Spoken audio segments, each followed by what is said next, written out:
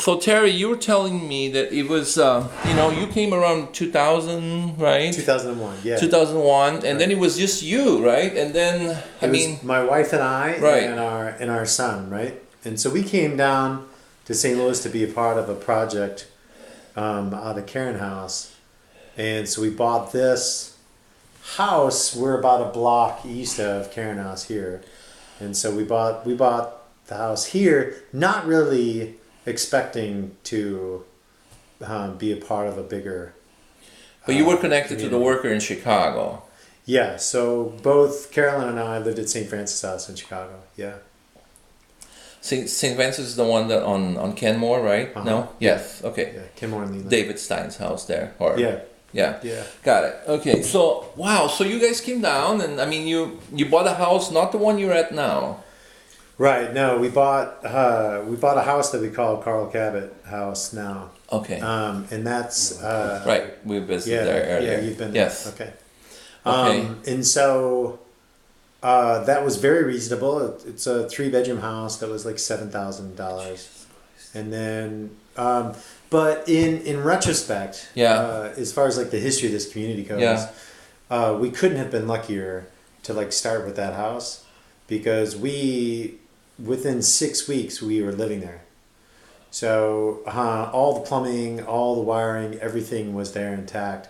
We didn't put a new. You mean it was working? You didn't have to redo it. We didn't put another roof on. The roof was in such a good shape that we lived there for 5 years before we put. So all you had to do was turn the water on, and everything was working. Yeah, turned the electricity on. Yeah.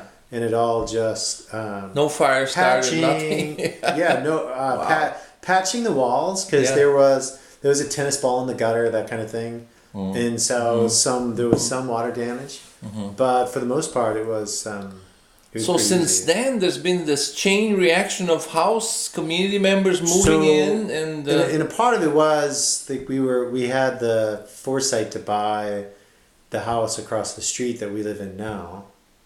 The house that the gas station. Yeah, so what we call the farmhouse. The farmhouse. Okay. It's all right. It's okay.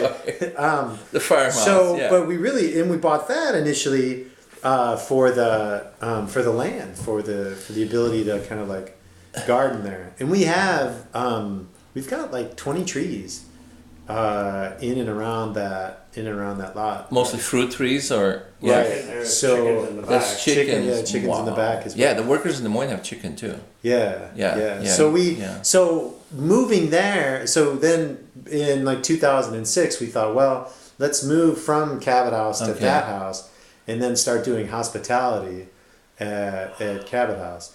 Meanwhile, that same year, people started squatting in what we call, the good thief or the squat.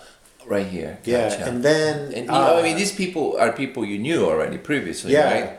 2 years before that, people had come down. So in 2004, people had come down to start New Roots Urban Farm. So just to give the people that are listening to this video, we are on the north side of St. Louis, somewhere on near 14th Street, right near Hogan, which is about 30-40 blocks north of downtown, or something like that. It's exactly 1 mile. 1 mile, okay. North of. So and what we're talking about is there's all these houses. This is a neighborhood that was sort of just trashed, right, in the last 30 or so years, and. Right.